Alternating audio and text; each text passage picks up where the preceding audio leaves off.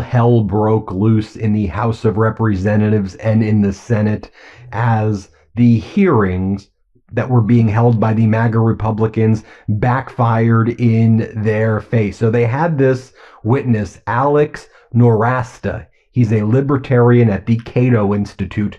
And I don't know if the MAGA Republicans in the House thought this guy was going to be a favorable witness to them, but he started talking about how he goes, look, I think we should all be defending Melania Trump here because let's face it, I understand that she probably got here through immigration means that do not meet the smell test, but she's got to be around Donald Trump, and not a lot of people can do that. So maybe she should get an award for that. Maybe you have to give her an Einstein visa for being able to tolerate the stench of the orange Mussolini. Watch this guy play this clip. But I also want to defend Melania real quick. Not everybody could marry Donald Trump, and I think that's quite an achievement.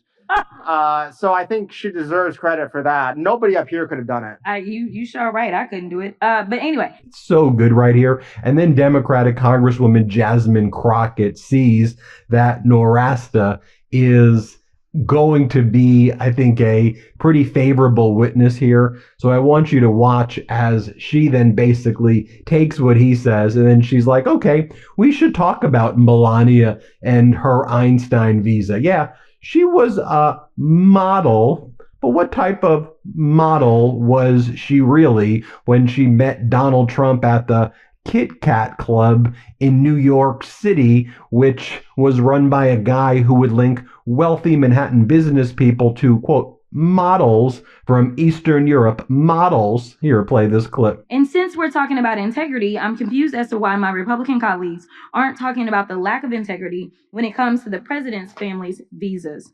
Let me remind y'all that Melania, the first lady, a model, and when I say model, I'm not talking about Tyra Banks, Cindy Crawford, or Naomi Campbell level, applied for and was given an EB-1 visa. And what's that stands for is an Einstein visa. Now, y'all that don't know, let me tell you how you receive an Einstein visa. You're supposed to have some sort of significant achievement, like being awarded a Nobel Peace Prize or a Pulitzer, being an Olympic medalist, or having other sustained extraordinary abilities and success in sciences, arts, education, business, or athletics. Last time I checked, the First Lady had none of those accolades under her belt. It doesn't take an Einstein to see that the math ain't mathin' here. Okay. And then the libertarian Alex Norasta was really getting on the nerves of someone like a MAGA Republican Chip Roy. And a guy like a MAGA Republican Chip Roy tries to claim, right, that he's like, he has libertarian views and he's anti-government and anti-establishment. Watch what goes down here. It's unbelievable. Play this clip. And she's one of dozens, hundreds, thousands of examples of Americans who are dead because of policies that were advocated for by the Biden administration and people parading around as libertarians. Ms. Vaughn.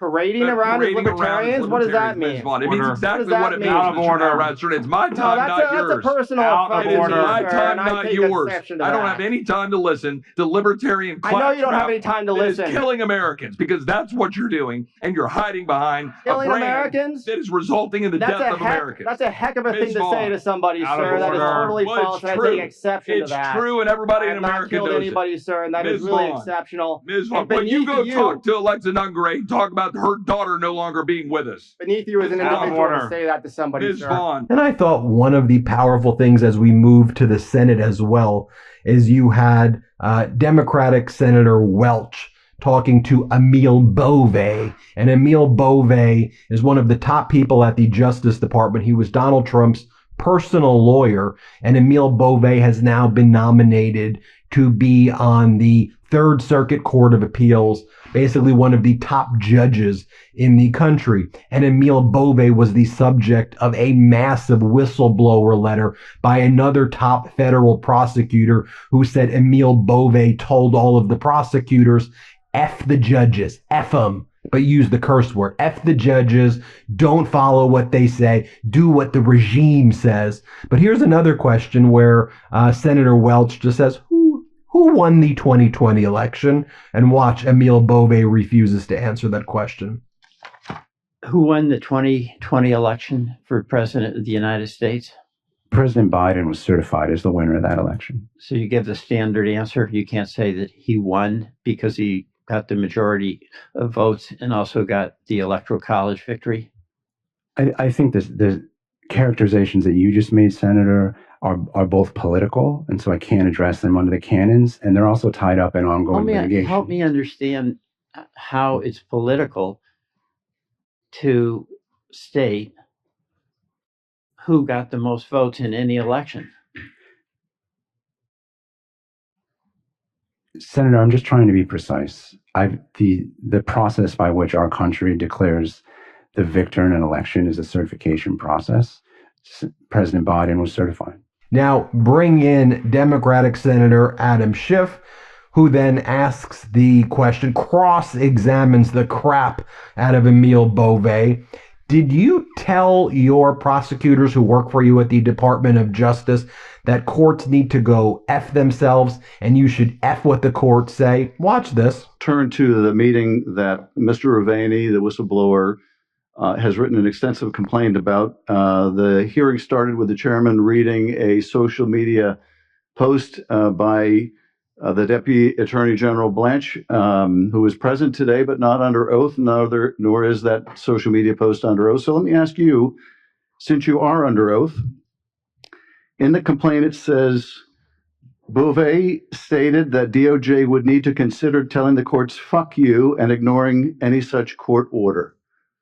Did you say anything of that kind in the meeting? Senator, I have no recollection of saying anything of that kind. To the extent I Wouldn't you recall, Mr. Beauvais, if you said or suggested during a meeting with Justice Department lawyers, maybe they should consider telling the court, fuck you? It seems to me that would be something you'd remember, unless that's the kind of thing you say frequently. Well, I've certainly said things encouraging litigators at the department to fight hard for valid positions that we have to take in defense of our clients. And have you frequently suggested that they say fuck you and ignore court orders? Is that also something you frequently do, such you might not remember doing it on this occasion? No, and as I explained, I have never directed. So did you or did you not make those comments during that meeting? Which comments, Senator? You really need me to repeat it? Did you suggest, as Mr. Ravani wrote, that DOJ would need to consider telling the courts, fuck you, and ignore any such court order? I did not suggest that there would be any need to consider ignoring court orders. At the point of that meeting, there were no court orders to discuss. Well, did you suggest telling the courts, fuck you in any manner? I don't recall. You just don't remember that. Now that is how it is done right there. Next up, I want to show you Congresswoman Simon. And as a lot of these MAGA Republican witnesses, they start to invoke Dr. Martin Luther King Jr. Here's what Congresswoman Simon says. Play this clip. I want to be clear that 4 out of the 5 of you last year posted on your social media the words of Dr. King. And there are so few folks who actually have studied, who are clear on the theology of freedom of King. Very few of you have read and studied and have sat in Ebenezer Baptist Church. So I would ask you, you keep Dr. King's name out of your mouth. If you, like me and the many scholars who will be watching, studied King, you know that he and the mothers and the fathers of the civil rights movement and of the movement for emancipation not only would be struck by the conversations in this room, but would be shattered by the consequence of lies, of hatred, of abuse of this administration in the name of folks who worked to make this country more free. Hey everybody, Ben Meiselas here from the Midas Touch Network. I wanted to let you know about my podcast partner, Michael Popak's new law firm. It's called the Popak Firm. Michael Popak's pursuing his dream of starting his own law firm, really based on the popular demand by all the Midas Mighty and legal AFers who were approaching Michael Popak with their cases and saying, can you help us? And at that time, Popak was not able to. So he went out on his own. He started the Popak firm, where he is now handling catastrophic injury cases like car accident cases, trucking cases, malpractice cases, big negligence cases, wrongful death cases. So if you or someone you know have a case like this, the consultation with Popak's firm is free. Give him a call, see if you have a case. It's thepopakfirm.com, thepopakfirm.com, or you can call 877-POPOK-AF, P-O-P-O-K-A-F. So 1-877-POPOK-AF. Give Michael Popak a call. And I'm really proud of you, Popak. Thanks for all the hard work you're putting in. So one of the witnesses was Carrie Lake, who now runs Voices of America, and she's basically trying to gut it from within. Congressmember Stanton is from Arizona. Watch what he says to her. This is perfect. Play this clip. There's a more fundamental issue I want to address today, and that is character. You see, Ms. Lake, we have both been public figures in Arizona for a long time. I've seen you in action, including your behavior in the last 2 elections. And let me be clear about something. The American people cannot believe a word you say. You ran for governor in Arizona in 2022. You lost fair and square. Instead of conceding, you embarrassed yourself and our state by lying again and again for years, blaming everything under the sun for your loss except for your own toxic politics. You lie about that election to this very day. You lied about signatures on mail-in ballots not matching those on file. Proven wrong. You lied about ballots being intentionally misprinted and then rejected in Republican areas. Total BS. You lied and said hundreds of thousands of ballots were mishandled. Zero evidence. You claimed fake ballots were snuck into batches before they were counted. Come on. You repeated these lies again and again, and you said even recently, quote, I am the duly elected governor. They just stole it, unquote. Give me a break. Ms. Lake, your new role requires you to tell the truth. For decades, whenever authoritarians and dictators suppress the people and claim victory in fraudulent elections, Voice of America countered those lies. I can't imagine how people fighting for democracy today and around the world can trust someone who has so shamelessly lied about her own election. Will the gentleman yield to Miss the question? No, I will not. And he goes on. Let's watch it. Play this clip. How Let me you one treat final other question. people that The are being gentlelady questioned. will suspend, please. Go ahead. You may You continue. lost for governor in 2022 to Katie Hobbs. You lost even worse to Ruben Gallego for Senate in 2024. Well, Arizona has another election for governor next year. Will you do us all a favor and run it back and run for governor again? I yield. The gentlelady, No more questions. Can I respond. respond You may to respond. some of that? Because that was complete insanity. I wish I could yield back the last 5 minutes of my life, actually. And I want to apologize to the people of Arizona that we have somebody who's representing the folks in one of our great parts of the valley that doesn't care about the integrity of our elections. And he goes on. Let's watch it. Play this clip. You were formally sanctioned by the court. Ms. Lake, you have been sanctioned twice for providing false information to courts. Isn't that true? Yes or no? I was brave enough to fight our shoddy elections, and the courts have not caught up. That was a yes or no question.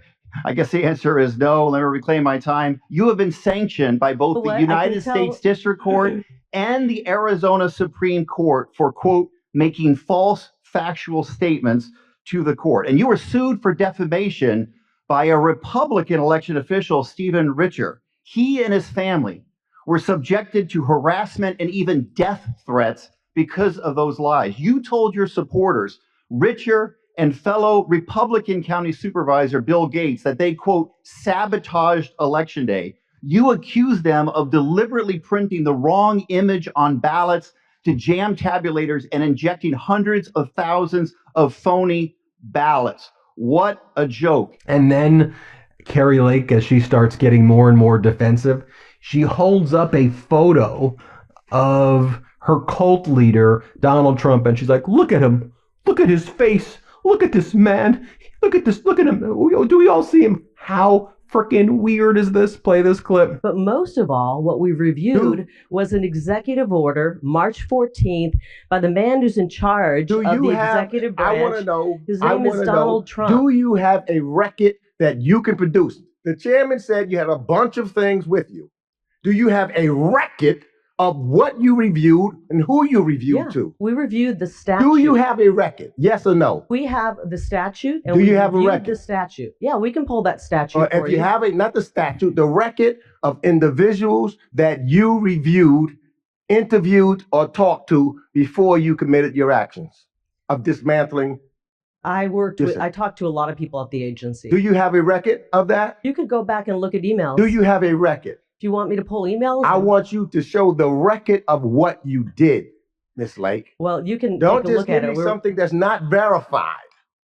Tell me, show me the record, because that's what I hear oftentimes in the business. You have to have a record. Show me the record that you did, what you did. That's all. Then you had Pam Bondi, the Attorney General. She was being asked questions about Trump's meme coin dinner, and I want you to watch all of the gaslighting here. Let me show it to you here. Play this clip. This solicitation of investments in his personal product, his meme coin, led to many people who were coming from foreign countries attending that dinner. Don't you think the American people have a right to know? And you said yourself, you're very concerned about foreign influence on our government.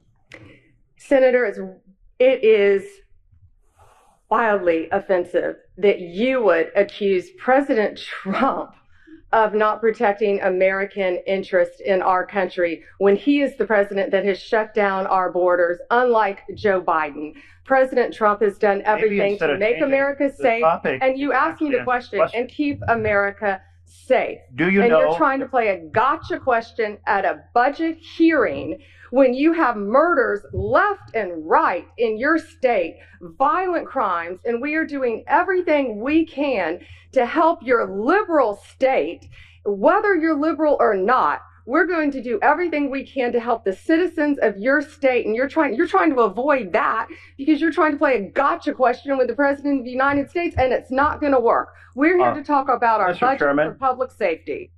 I do believe that as the leader of the Department of Justice, you should be concerned about foreign influence. There was obviously a lot of foreign influence and individuals who said they were there for that reason. And then Senator Merkley says, so are you going to recommend any ethics guidelines to make sure that foreign influence doesn't find its way into the doors of the White House? More gaslighting from here. Here, play this clip. Department of Justice. Volumes that you won't answer the question about transparency when the president is asking people to invest in his company and his products, and that foreigners are attending these events. I think transparency would be appropriate. Are you going to recommend any ethics guidelines to make sure that foreign influence does not find its way in through the doors of the White House? How do you characterize foreigners, the illegal aliens that have flowed into our country? Is that who you're talking about? You don't want to talk about them. You don't want to talk about the crime that has gone rampant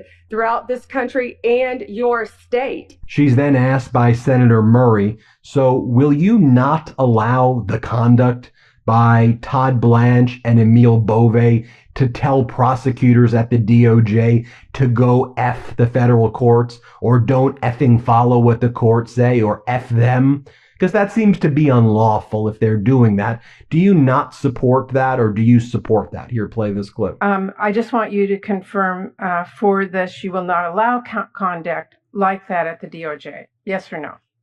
I will always support and defend Emil Bove, and I will defend Todd Blanche. They are two of the finest people I know, and two I of was the asking about the people conduct. I know. And then Congressmember Stanton asked Kerry Lake, are you going to admit that Trump lost the election? Play this clip. Are you finally ready to admit you lost the 2022 Arizona election?